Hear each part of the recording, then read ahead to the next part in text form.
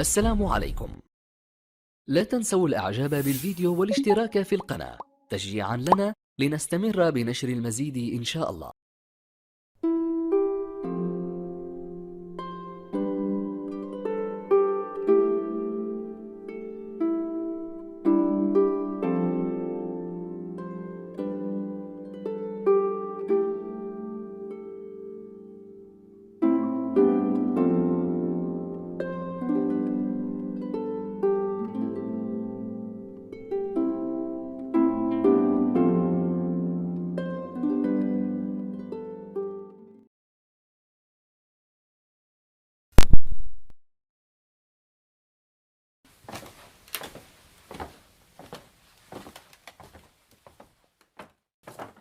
سلام الله عليكم. سجون الليل سا العالم خشي في ودني، غمض عينيك واسمع مزيان، خلي النعاس يدي. ما غاديش نقول لك علاش انا هنا ولا كيفاش تشديت، خليك على بالو وغادي تعرف في الاجزاء الجايين. خذ العبره، مشينا.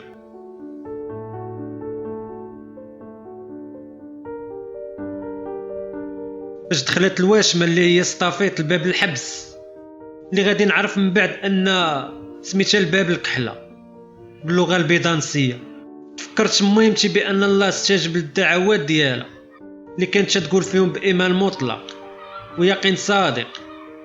حتى الله يغبر لك الشقف انت وباك خرجوا فيا طول وعرض. هما غبروا لي الوالده، نعسي على جنب الراحه، ناقص واحد ناقص مشكل اللي غادي نكتشف من بعد ان مسكينه ما لقاتش الراحه من جيتي، تعذبات معايا اكثر من الاول. الله يسمح لينا من الوالدين.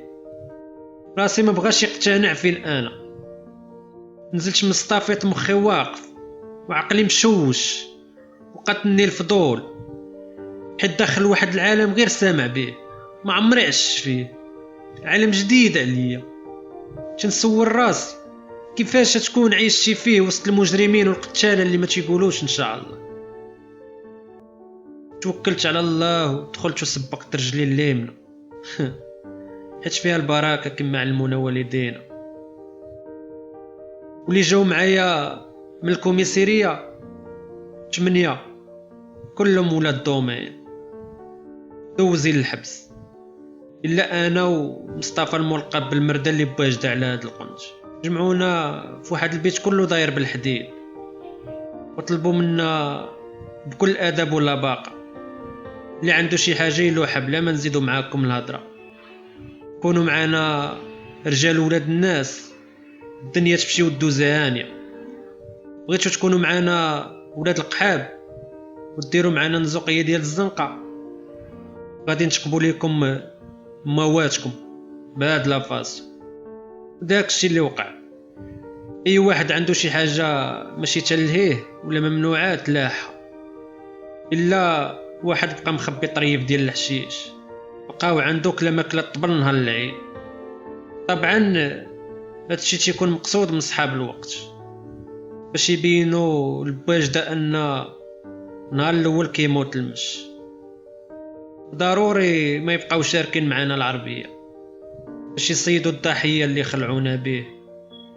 وفري من بعد العصا اللي كلا مول طريفه ديال الحشيش، جا الفريسه اللي ما غادي يكون غير مسخوط الوالدين ديال مصطفى المرده اللي داخل بمونتي في انتحال صفه شرطي مرور. وفعلا هنا كان مقتنع بانه بوليسي ديال رومبوان حقيقي وخدام مع المخزن. كان توحف على ما عاودوا لي عليه ولاد حومته وكيفاش حتى طلاشا ولا عنده غير نص عقل. سبابو كان دفع هو وجوج صحابو للمخازنيه، هما قبلوهم وهو لا. من بعد صافي خونا فقدها لدرجة صافي تيق راسو بأنه رجل سلطة وتعمق في الشخصية. كان ديما تيشري ويخيط حوايج المخزن، مرة تلقاه لابس لبسة المرود، مرة تلقاه لابس لبسة البوليس، ولقى راسو عجبوه الحال في بوليسي ديال الطريق، مينوطو وفردي ديال الميكا. هنا صافي ولا تيلبس اللبسه بالنهار ويخدم في الرومبوان ديال حومشو، وبالليل يوصل الهاربات اللي تيجيو سكرانات ومعطلات لديورهم، يدبروا عليه يتهلاو فيه ويعطيوه ما يتكيف ولا عزيز عليهم. وفي حومتو ما كاينش اللي تيهضر معاه، موقرينو عارفينو هارب ليه الفريخ وما عنده تا ورقه ابار هادشي كامل حيت خوتو خاسرين. صافي ولا منساجم مع صحاب الوقت، ولا تيعطيهم معلومات على البزنازه ديال الدرب وعلى بنادم اللي روشيرشي، ولا المخزن عارفو تيتعاملوا معاه زوين. داكشي علاش مع الوقت اقتنع بانه واحد منهم وخدام معاهم. نهار المحكمه سولوا القاضي منين جاب شي لبسه ديال البوليس، جاوبوا بكل ثقه. عطاه لي الكوميسير سعادة القاضي طريقه باش تشد شي حاجه سورياليه تشهرب بالضحك. وقفات عليه سطافيت في الرومبوان، شافه وجمع الوقفه وعطاه السلام بكل ثقه في النفس. قالوا ليه طلع بغيناك، طلع في سطافيت بوحدو بواحد الصرامه في وجهو بحال مدوز معاهم 25 عام ديال السيرفيس.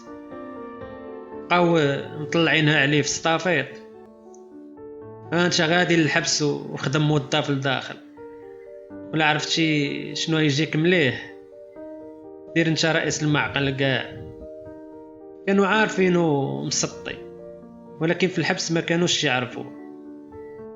داكشي علاش جاب الربحه من الاول. يلا بداو تيسولوه الموظفين على المنشف ديالو، بدا تيدخل ويخرج في الهضره حيت ما عارفينوش. جاب لهم الله بحال غير تيتريقلوا طالقه عليهم وهما يهيجوا عليه، نفضوه نفضه ديال الكلاب وشتفوا عليه مزيان. شاف بدا تيقول واك الحق. ولكن نهار المحكمه ديالو جاب خوه وراق سبيطار الحماق بانه مرفوع عليه القلم وهما يبرؤوه. من بعد ما دخلنا كل واحد عطاوه الرقم ديالو. جا فيا رقم 18101 وليت مجرد رقم. حتى ملي تنحتاج شي حاجه من الفيستير ولا تكون عندي الزياره ما بقاتش سميتي كافيه بوحدها، ضروري سميتك ويتبع الماتريكيل ديالك بالقيس 18101. اول حاجه فكرت فيها منين عطاوني الرقم ديالي هي فاش نخرج للسيفيل نلعب ورقه ياتسي ولا لوطو، ما ربنا رقمي في الحبس يكون هو حظي في الدنيا. المهم وزعونا على 2 بيوت في كشاونا بلهجه الحبس، 4 و5. الشامبري اللي فيه انا اغلبيه ديالو غير بواجده اللي جايبينها خفيفه ظريفه غير بشي دائيه. حلوا لينا الباب دخلونا ودوروا علينا الساروت. سمعت داك الصوت قلبي تهز معاه من بلاصتو. هذوك الدورات ديال الساروت داروا لي في ودني وقالوا لي اعلان انتهاء الحريه. يلا كل يطاكي على المصير ديالو. الكوميسيريه تعرفت على مجيد ود الحومه اللي ما كانت عندي به حتى علاقه في السيفيل. السلام من بعيد حيت هو اصلا ما تيعمرش على برا بزاف. دوز الاصلاحيه والبي بي ودوزيام بي بي ولاباي، مجموع ديال 11 عام و8 شهور مفرقه ديال الحبس. ضرب وجرح، سرقه موصوفه، تجاره في المخدرات. خونا خبره في الدومين. وهاد المره جاب مونتيف خفيف ظريف ديال شرب وهرس. توحش العشران وجا غير يحيي صله الراحين كما قال لي هو. مع انا داخل عالم جديد عليا ما عارفو باش مسقي. بقيت لاصق فيه بحال شي قراده، فيما تلفت تلقاني لاصق ليه في الظل ديالو. صافي ولا بنادم ديما شايفني معاه. تحسبت عليه كان معروف تيتحرك كما بغى، تيدور ويشوف شنو تغير في الحبس من اخر مره خرج لدابا. الصراحه ما نساش خيره، كان رجوله ود الحومه حقيقي اللي تعول عليه في وقت الحزه. ما يفوتكش واخا ماشي صحاب على برا. باش تدخل اول مره بوجدي للحبس ولقيتي شي واحد تيعرفك وداير بلاصتو، راه بحال نقصوا لك عام ديال الحبس في السجينات. هكا بلانات الحبس يدير لك بلاصتك وانت تدير بلاصه لواحد اخر، وهكا الوقت غادا. كما تيقولوا الحبس تعلم الرجله مع الرجال ماشي مع الزوامل. بديت تندور في عيني ونتلفت اليمين واليسار، تلقى بنادم ناعس في الارض لاكار بلغه الحبس، وكاين اللي ناعس تحت الباياس ديفيدي بلهجه السيلون. وبديت تنقول ويلي واش انا غادي نعس هكا؟ وفينك امي يمشي لك ما تنعسي تشوفين واش مغطي ولا لا. ولكن دابا البكا مور الميت خساره. قلت على المونتيف ومتوقع اي لعبه، مستعد لاي حاجه، لاني ربيت في القرفي وجا الوقت وتشردت. وهاد المرحله اللي وصلت لها من حياتي كنت غادي ندوز منها صافي لونطو هادي، حيت بصراحه فلت تعيش من المناتيف وديما الزهر واقف جنبي. ولكن هاد المره جبتها في الورد، ما عند الميت ما يدير قدام غسالو. طاحت الورقه وخصني نخلص. امنت لواحد المقوله كنت ديما تنسمع: ما تحكمش على واحد الحاجه تتشوفها وتعيشها. وهذا الشيء اللي اكتشفته في الحبس. كانش عندي واحد الفكره غالطه ان الحبس غادي نلقى فيه غير المجرمين ووجوه الشر، ولكن بالعكس كاينين ناس نقيين ومثقفين بحال الاستاذ الفرنسي السي ابراهيم في الستينات من العمر ديالو، شعره ابيض واحد الهيئه سلطويه وعينيه زرقين والوجه بيض صافي حليب. كان البياس ديالو مرتب حسن من حياتي، ومفرش غير المازافيلات وحداه انواع ديال الجورنال كله بالفرنسي، وباكياش ماربورو طفايه انيقه على صاحبتي، وغلفها بالالومنيوم باش فاش يجي ينظفها تكون سهله. وقلت مع راسي واش الحبس فيه بحال هاد الناس؟ من بعد غادي نعرف ناس هاربين في القرايه والثقافه بحال امين، واحد الساط انيق وغزال باينه فيه ود الناس، مضيف طيران سبابو بنت ملصقه ليه مونتي في اقتصاد. كاين عادل ولد ايفني 4 اللغات تيطير فيهم الا العربيه عنده ثقيله حيت كبر في الغربه. كان بنادم منوع مختلف في الحبس، ولكن في نفس الوقت متجانسين حيت كلنا معاقبين. ولكن اللي كان تيعرقني ويجيب لي التمام هو داك الزحام والضيق وبنادم كثير. وبقى سؤال اللي محيرني ومعشش في راسي هو فين غادي نعس هاد الليله.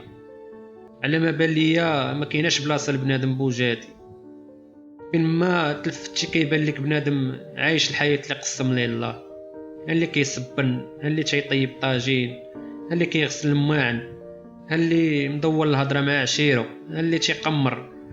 وكاين واحد النوع اللي ما تينفع ما تيضر، نهار كامل هو مخشع في التلفازه. الحاجه اللي ما كنتش متوقعها هي كاين نيميريك في الحبس. كاين فوا داروا لي المينوط في يدي عرفت راسي غادي نغرق. واول حاجه ايماجينيتها في المخيله ديالي هي نشكي في باياسي وشاد السون تنقرا في شي كتاب اللي فيه الوقت. ولكن منين لقيت النيميريك المخيله ديالي وساعد شويه، وعاود تخيلت راسي مجبد في باياسي وتنتفرج في شانيل 2. ولحد الساعه باقي عقلي يطرطق عليا فين غادي نعس هاد الليله. هو يدخل مجيد ود الحومه الله يذكرو بخير، ليان دائم على هاد البلاصه ومخلص لهاد القنش. 11 عام و8 شهور حبس ما يجمع غير الفم. تتبقى تسمع السلامات وفينا عشيري مجيد تيجاوبهم هو جاي غير خفان زربان نطلع عليكم وندور 100. عندي غير السكر العلاني تبلبي، يقدروا يطلقوني السيمانه الجايه ولا قوتها كاع يعطيوني شهر. كما قلت لكم مجيد ولد حومتي ونعم الرجوله، لصقت فيه بحال شي جدامه. الظل ديالو ما يلصقش فيه كلصقت فيه انا. اللي سلم عليه تنسلم عليه، فين ما جلس نجلس حداه. جبدات الهضره وشاركنا العربيه مع الخوت، وتتبقى تسمع الاسئله تنسولو بعضياتنا. اول سؤال تتسمعوه هو علاش جابوك لهنايا. الجواب ديالي تيكون هو جابوني مريط بكيلو ديال الحشيش في طريق بني ملال. المهم كل يوم ونشيكو تنبقاو نواسيو بعضياتنا ونبردو على راسنا. تتبقى تسمع جمله وحده: وهاني عشيري كلشي فايت والحبس دايز، ما ديرش في بالك. تيولي كلشي باغي غير يهضر، اسئله كثار. بنادم باغي غير يشترك العربيه فاش ما كان باش يلاهي الوقت ويدوز حبسه. بقاو يسولوك اسئله بحال: اين حومه تسكن عشيري؟ كتعرف قريط؟ تتعرف فلان؟ اش يجيك فرتلان؟ ومن زهري كنت ولد حي شعبي مقود، وعادي نعرف العناصر اللي تنتسول عليهم. ومن الحظ ديالي كان ولد عمي من الشخصيات المشهوره في عالم الاجرام وداخل السجون. بالفضل ديالو تعاملت معامله مزيانه مع اباطيره الحبس، حيت انا ولد عم بلقيس. في المده السجنيه ديالي كامله كانت تطرح عليا نفس السؤال: اين فوتي تسمع الاسم العائلي ديالي؟ اش يجيك بلقيس؟ وهذا السؤال بدا من النهار الاول فاش كانوا تيقلبوني وخرجوا لا كارت ناسيونال ديالي. سولوني شنو تيجيك بلقيس، وبقى هذا السؤال معايا ديما تيتعاود حتى وصلت لمدير حبس ديال ازيلال اللي كنت هزيت ليه ترونسفير، وسولني نفس السؤال: شنو تيجيك بلقيس؟ جاوبتو ولد عمي، ولكن ماشي نفس الكاركتير. سعادة المدير، انا غير درويش وباغي نعيش، ما نوصلش حتى الربع من الاجرام ديالو، غير الظروف وقله العقل هما اللي لاحوني هاد اللوحه. وجاوبني هو: كون غير ظريف وديسيبليني يكونوا معاك ظريفين، كنتي باسل غادي تجيبها غير في قرك بهاد اللغه. حيت هنا عندهم تخسر الهضره بحال السلام عليكم. جا عندنا كارت شامبري طلب منا الماتريكيلات ديالنا باش نقيدها في دفتر على حساب النوبه ديال الباياس. صافي تعلن وقت النعاس وبدات السيف ديال البشر باش كلشي يلقى بلاصه. بنادم مستف كبواط ديال السردين. الشامبري ديال باجده يعني جداد. كاين قانون جديد هو ان البلايص اللي فوق الباياس كيتحسبوا لاكار، يعني بحال الدص. داكشي علاش عطاوني انا ومجيد جوج الليجات تتعني 40 سنتيم الواحد، حيت الباياس العرض ديالو 60 سنتيم، يعني 3 الناس في جوج باياسات. واخا داكشي ضيق ولكن امتياز على وجه مجيد وولد عمي اللي عايش بحسو كما قلت لكم، واخا مدوز معايا حتى نهار حبس. وصل وقت النعاس كل واحد نعس بلاصتو وشد عبارو. كنت عيان ديال بصح باغي غير امتى نغيب. داكشي اللي كان نعست بحال شي ميت، حيت اليومين اللي دوزت في الكوميسيريه ما نعستش فيهم، دوزت كل بكا وتفكير. داكشي مخلط في مره واحده، حيت ملي جات عندي الوالده مسكينه وما خلاونيش نشوفها بكيت وتنخصصت في حرقه، حيت حطيتها في واحد الموقف عمرها تحطات فيه. بكيت حيت عارفه انها بكات عليا الدم.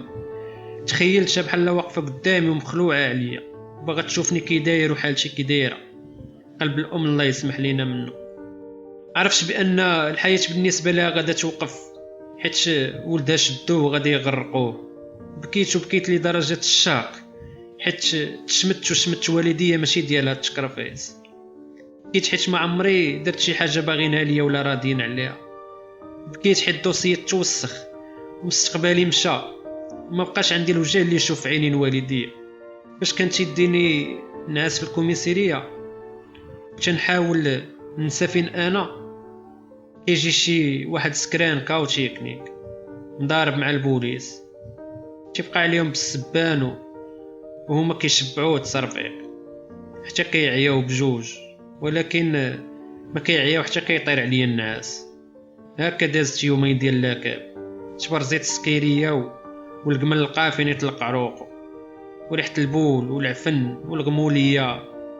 داكشي علاش في الشامبري نعست على جهة وحدة، ما تقلبتش حتى فيقني صوت الزواق. حتى لهنا يسالي الجزء الاول من قصتنا. خليكم على بال وتسناو الجزء الثاني من ليستوار. خليت لكم الراحة خوتي. سلام.